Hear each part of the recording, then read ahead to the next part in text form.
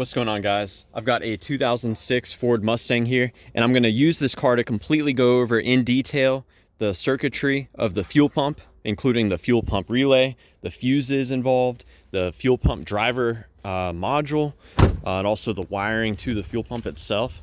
So we're going to start under the hood. I'm going to point out to you here the fuel pump relay as well as the fuse. So this right here is your fuel pump relay. You can try tapping on it to see if it's stuck, or you can swap in a known good relay. For example, if your high beams work, you know your high beam relay works, so that would be a good candidate to swap with. So I'll go ahead and pull this out. That's your fuel pump relay right there. I'll set it aside. And I'm also going to show you the fuse that provides power to that relay. It's going to be this 15 amp fuse right here. So you can pop that out, inspect it. Now, if this fuse is blown, the fuel pump won't receive any power, and neither will the fuel injectors. So a quick tip, if you disconnect your fuel injector, and if you measure power at that red wire, which is that pin right there, then you know your fuel pump relay is working. So a quick little tip there. But I'm gonna go ahead and detail what each one of these pins on the fuel pump relay is for. So the most obvious one, the lower right pin, is red. And that's where the power comes in from this 15 amp fuse. So that's the power. And when this relay is energized, it sends power into this pin here, which goes to the fuel pump module, as well as the injectors, and also the mass airflow sensor gets power. Now, this relay is energized by receiving a power and a ground. The ground is at this pin here, which is always present. So you should always see a ground there. The power that comes in to energize this relay comes in on this pin right there, which is hooked up to your PCM diode right here, which in turn receives power from a fuse inside the car. So that diode receives power from this 5 amp fuse right there. So check this out if you're not receiving any power there at that pin. And of course, check the diode as well. You can swap that diode. There's a diode there, that's the important one. You can swap it with this diode, which is for the AC system, I believe. Now, when this relay is energized, as I said, it sends power on to this pin there. That power goes to something called a Inertia fuel safety switch.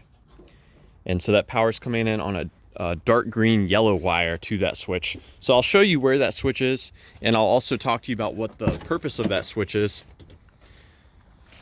So if you ever hit a speed bump really hard, you may have set this off, or if you ever crash your car.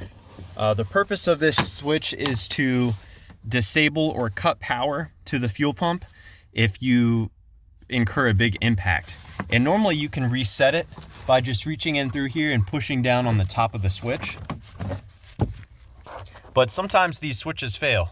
So that's how you reset it, is you push down here. But you may want to test this as well. If you disconnect it, you can see there's 2 wires. The power comes in from that relay on this green wire right here, and it comes out on the white wire. So this white wire goes to your driver control module, or the fuel pump driver control module. And you can bypass this switch, although I don't recommend it, by just permanently connecting these 2 wires together. Although that could create a serious safety issue if you ever get in an accident. So let's head to the back. I'll show you the module.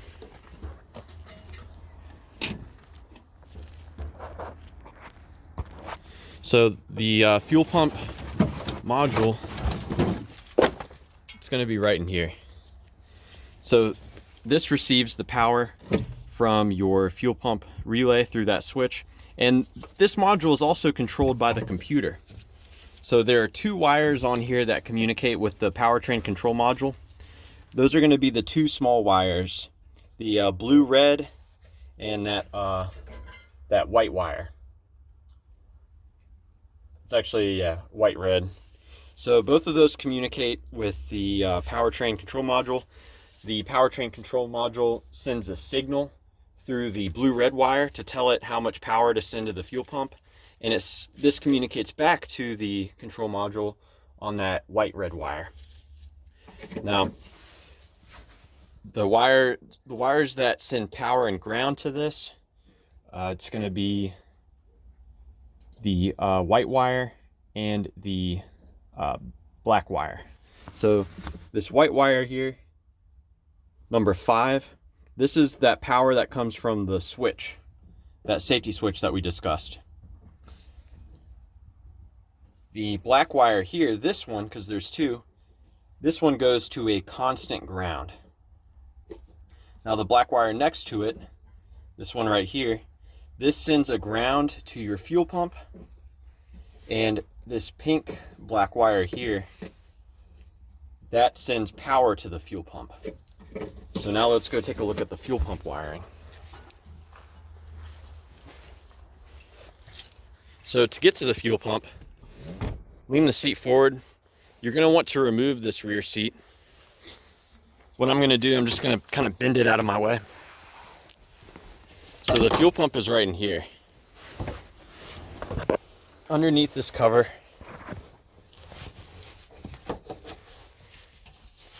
you can get to it by prying up this piece here.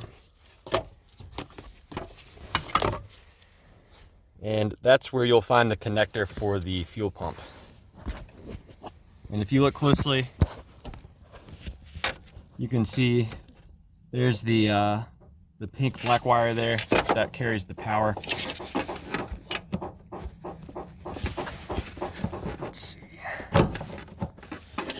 Kind of hard for me to disconnect one-handed, but I'll do my best.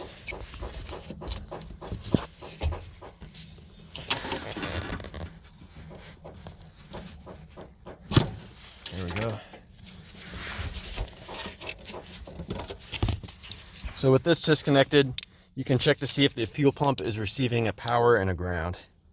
So the ground should be coming in on that black wire. So that pin right there. So that's the ground, and the power comes from that pin right there. So yeah, I hope all this info was helpful for you. I know I've given you a lot to check out, but please let me know if you have any questions, or more importantly, if you have any advice about troubleshooting the fuel pump on your Mustang. Thanks for watching.